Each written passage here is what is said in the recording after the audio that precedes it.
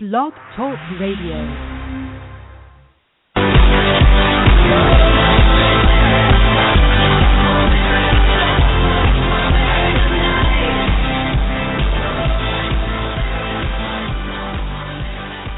Hello there. Welcome to the Losing Your Parents International Radio Show, broadcasting from Portland, Oregon. My name is Lisa Snyder. I've lost both of my parents to cancer in my 20s. When I was 22, I woke up next to my dad, who had died, and when I was 27, I watched my mom take her last breath. Both of them had passed away from different cancers. My dad from Hodgkin's disease lymphoma, and my mom from leukemia. After being present for their illness and witnessing their deaths, I had to face life as a young person without them. So I decided it was important to me to connect with other people who have also lost their parents. I'm in my early 30s now, and I write and I talk about my journey through healing my grief and working through life challenges that come up using creativity and self-expression. My blog is losingyourparents.org, and my goal is to bridge the gap between grief and joy at every opportunity and around every corner. If you'd like to get in touch with me, you can contact me on losingyourparents.org/contact. I do now have a 100% anonymous form on my site should you want to write me. I love giving people advice if they want it. I have had a lot of experiences and continue to have experiences, and so if you'd like to share a challenge that you're having and you want to write me, please feel free to contact me, losingyourparents.org/contact. Also, if you're just feeling like expressing yourself, I have a website, griefpost.com. It's, again, totally anonymous. Self-expression. You can go there if you just want to share whatever's on your mind. People share all kinds of things.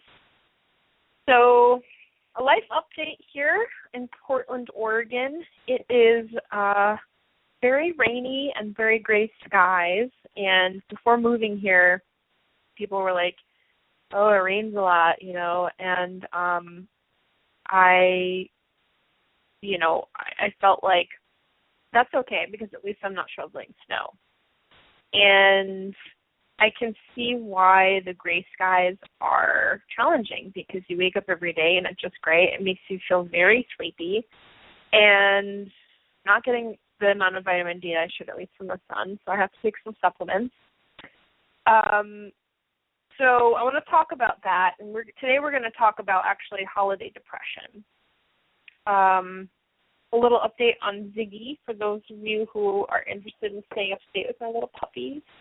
We got a dachshund mix end of October, and he is, we love him so much. He's also very rambunctious and wants to chase cats, so we started our training, and I really hope to get to a place where we can have a peaceful household because I really value peace and I really would like to have a peaceful household again. Cut to the chase here. Let's talk about holiday depression and missing your parents during the holidays. I have a series on my website that I wrote a couple of years ago on specifically missing your parents during the holidays. It's 7 ways to feel better. So I'm going to be talking about these things that I'm suggesting to folks. And again, take it or leave it. Anything that I'm sharing with you are experiences that have worked for me. And so if you want to try it on, experiment a little bit, see if it works for you. And if not, do some tweaking, see what does work for you. This life is about enjoying it and finding joy and peace, in my opinion, and in one's life. And I know that with grief, it doesn't feel peaceful. It feels very lonely. It feels very dark. And there are ways to, that you can help yourself move through grief to get to the other side and start to feel joy again in your life. That's always something that I feel very strongly about is when I don't feel good, acknowledging that I don't feel good and how can I feel better? Because I don't like sitting around and feeling sad. And if you are, that's okay, acknowledge that. But being sad and feeling depressed and having grief in your life isn't who you are. It's just what you're feeling. And if you can start to separate yourself from those feelings, you'll know that you can actually access another point in time in the future by doing some work now to move through stuff. So one of the things that I talk about in the series is changing the pattern.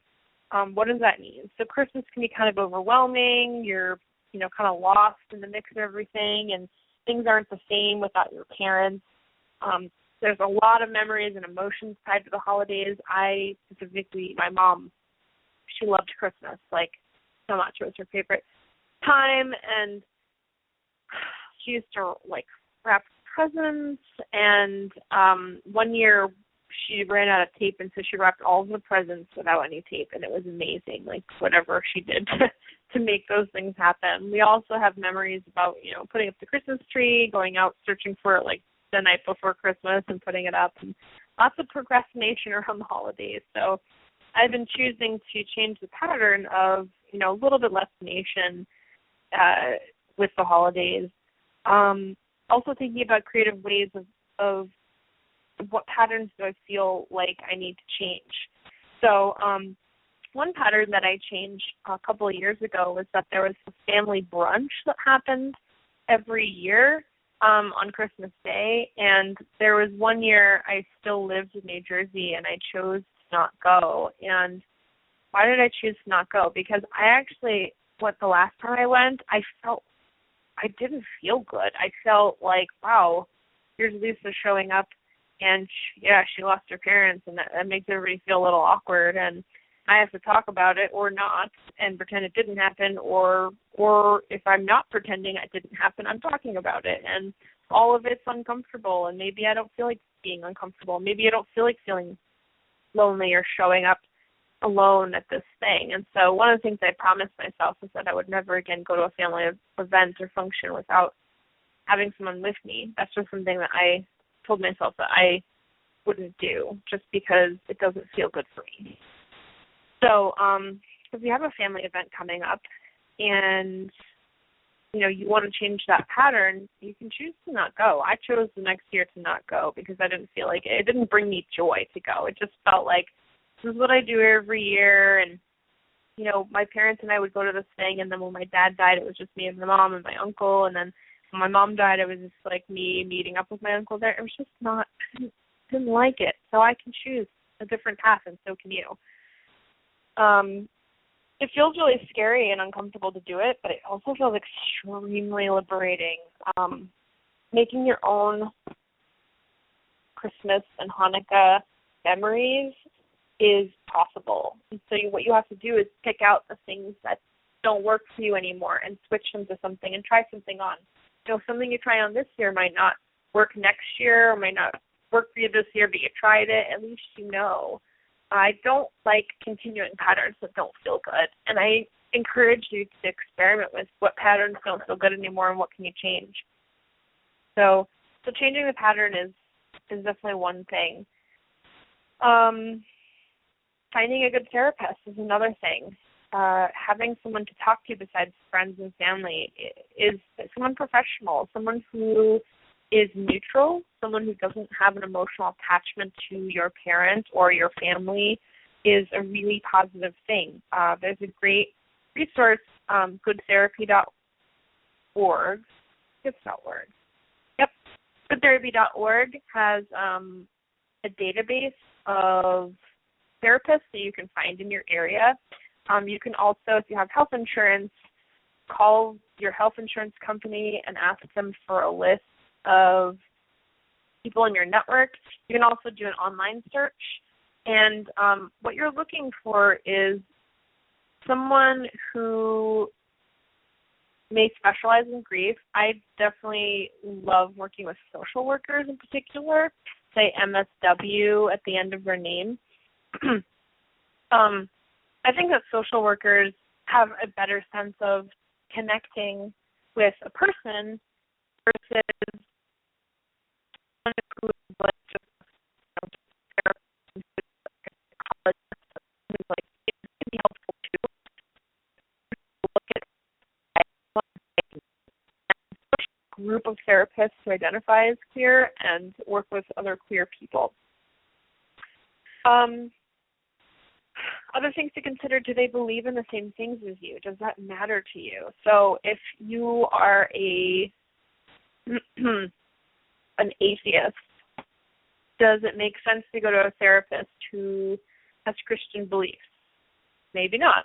Maybe it doesn't matter. Maybe you're open. Maybe you're an atheist, but you're open to talking to whoever.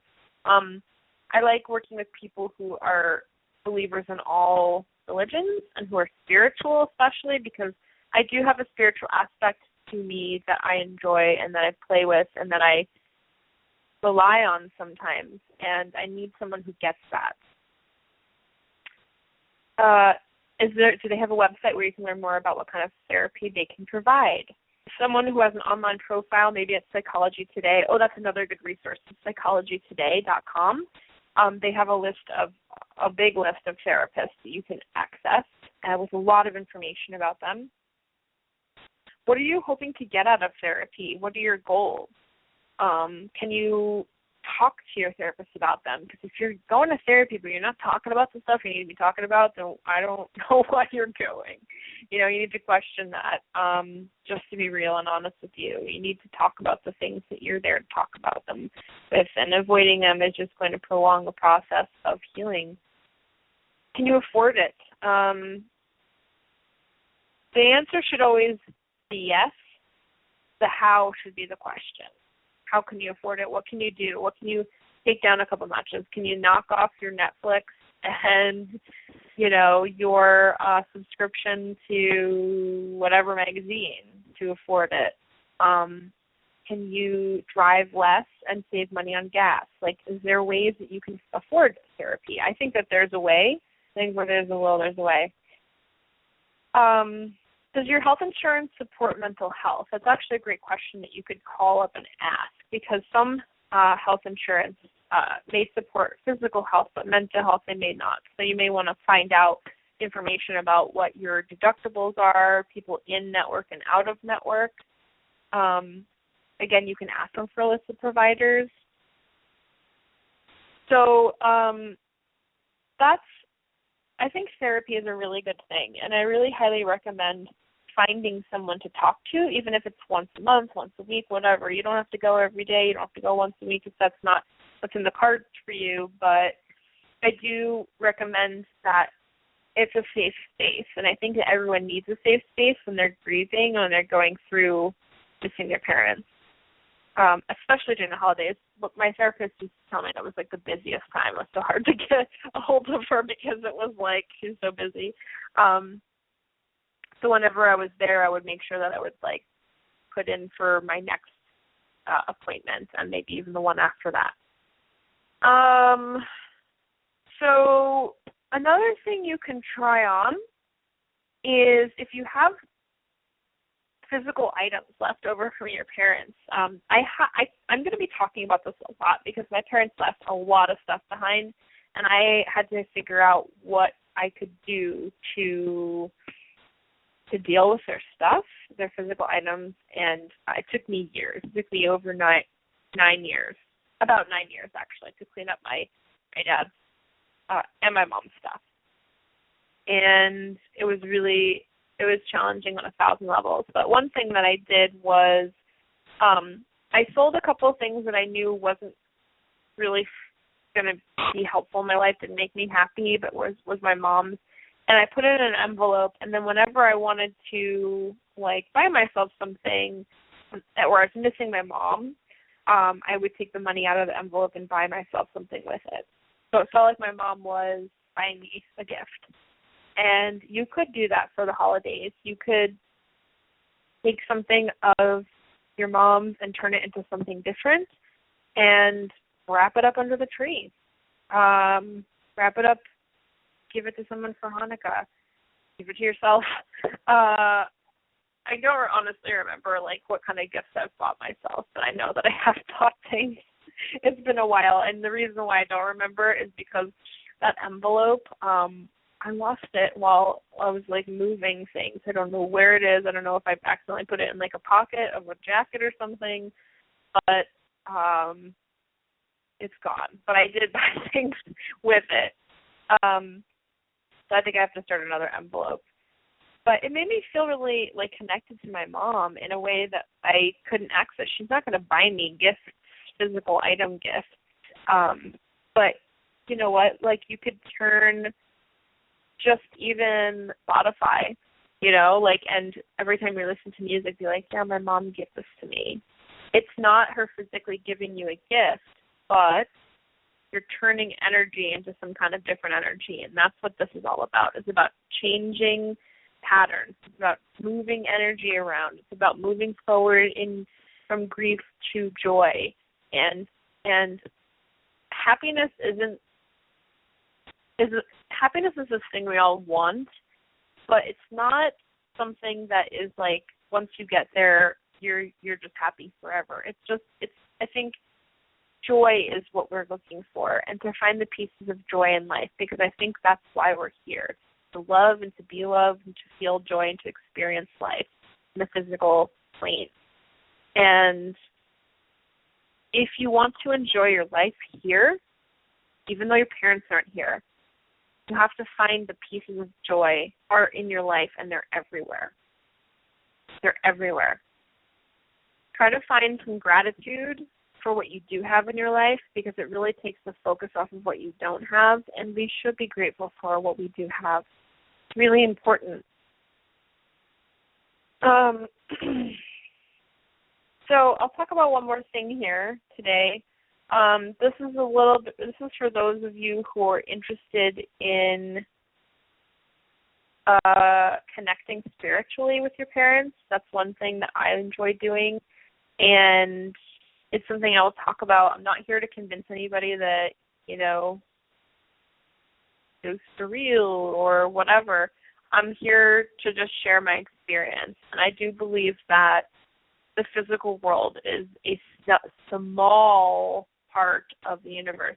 I'm watching this thing on Netflix called The Cosmos, and I highly recommend anybody watching that, because it really blow your mind about how tiny we all are on this tiny planet. There's a whole solar system, and there's a universe associated with the solar system, and there's galaxies, and it's really intense. So having a conversation with a parent who has died, this is sort of like a 101. You have to be open to communicating with a parent who has died. You have to do some work inside and release any ideas that it can't happen, that it's not possible, because all of those things are blockages, and you won't get what you're looking for. If you have done work on yourself and you are looking to connect with a parent, and you've done it's okay, I'm ready, I'd like to invite them in, I would like to invite their energy, and it doesn't scare me, positive instead of doesn't scare me, I welcome them, I am fearless, use positive words, because the brain and energy doesn't understand negative words. It'll sort of, you know, when you say, I don't want to gain any more weight, the universe doesn't know, don't. And so you're more likely to gain weight because your focus is on the word weight, and so is the energy around it. So being open to communicating, you have to do the work to open yourself up to it. Once you are open to it, if you are open to receiving information and communications from your parents, one of the best ways and the easiest and most direct ways is, and there's a difference between dreams and visits. And I talk about this on my blog. If you go to losingyourparents.org and you do a search for dreams versus visits, or you Google losing your parents and dreams versus visits, you'll find the post I have written about this. So dreams usually are when your parent is something weird is happening in the dream. I've had a lot of processing dreams where some weird stuff is happening. They're popping up in a coffin. They're talking to me as they're dying, like just kind of stuff that is disturbing. And that is your brain trying to process, you know, grief and what's happened. But visits, they feel more normal and natural, and you might be meeting them somewhere. I have met my dad at this pizza place that we used to go to called Red Moon Pizza in Mercerville, New Jersey. And it was just sitting there having a conversation, and I was in love with this moment, and I remember it like it was yesterday. I've also, this is so like out of a movie, but I met my mom at a train station once, and I ran up to her, I was like, oh my God, you look amazing, it's so good to see you, and she was like, it's so good to see you too. It was like we were friends, we just had to see each other, and then she was like, I gotta go, and like, sometimes that's what happens is a hello, and it's like, I'm so glad to see you, and there's no grief, and it is just amazing. So sometimes I ask myself before I go to sleep, if I really want to see my parents, come visit me in my dreams, I'm open. I welcome you into my dreams. I welcome you to come visit me and see what happens, and just continue to put it out there. And don't be disappointed if you wake up and you don't remember your dream or you didn't have a dream. Just keep doing it. You have to keep the energy open. You have to keep an open mind and welcome them in. So that's one way to do it, is asking for a visit through your dreams. Let's see how much time I have left here. Only got a couple minutes here. Save the rest of my advice about holidays for next time. You can visit my website, losingyourparents.org, and read more about the things that I'm talking about. And next week, I'll continue the conversation. I will continue where I left off, talking about having conversations with your parents who have died, because that's a big one. And I recently got a post on Facebook, how are you, what kind of signs are you seeing from your parents? And I think that's a big one. I'm really interested to know and put it out there to you is, have you been seeing signs from your parents? Have you been hearing things? Do you think of something random? Do you have a random smell that has happened? One time I was in the car and I was thinking of my mom, and then I smelled Christmas trees, and it was really weird because it wasn't Christmas time and I wasn't driving anywhere near trees, and it was weird. I've also smelled my dad's cologne when I wasn't around anybody else. That was weird. So think about it. When have you found pennies in the corner, and you continue to find pennies in the corner? Are there messages that you feel like you're trying to say, oh, never, that's just a coincidence? I believe that there are things that happen in this life that are definitely not coincidences, and that they are totally in alignment with our past, and if you're open to it, people who have transitioned to the other side. And I do believe there's another side. What's going on over there, don't know, but I do highly recommend the book, The Real Truth About Death by P.M.H. Atwater, if you do want to learn more about some stuff that happens on the other side. She died 3 times and then interviewed 3,000 people, over 3,000 people when she got back over here. She became kind of obsessed with learning more about it, and it's fascinating. Near-death experiences, totally fascinated by it. So I just want to thank you. I want to thank you for joining me today, talking about missing your parents during the holidays. And I'm thinking about you this holiday season, and please write me, losingyourparents.org/contact, if you want advice. I support you. I'm sending you lots of love, and just remember, you have to feel to heal. One of the most important things that you can take away from all of this is you got to feel to heal. Take care.